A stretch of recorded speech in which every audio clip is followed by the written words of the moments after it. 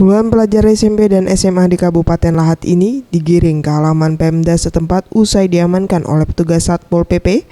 Mereka diamankan petugas saat sedang bermain game online di sejumlah warnet di Kota Lahat ketika jam pelajaran sedang berlangsung.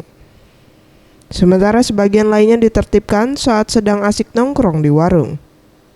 Para pelajar ini selanjutnya diberikan sanksi dengan cara berdiri di halaman kantor Pemda Lahat sambil hormat kepada bendera merah putih dan menyanyikan lagu-lagu kebangsaan. Setelah diberikan sanksi, para pelajar ini selanjutnya digiring ke kantor Satpol PP untuk dilakukan pendataan. Kasih-op Satpol PP Lahat, Faisal mengatakan, penertiban para pelajar yang bolos sekolah ini dilakukan setelah pihaknya mendapat laporan dari masyarakat yang prihatin melihat banyaknya pelajar yang berada di warnet dan nongkrong di warung saat jam pelajaran berlangsung. Lebih kurang sekitar 60 sanksi yang akan diberikan apabila mereka mendatangkan walinya, orang tua maupun guru-guru dulu.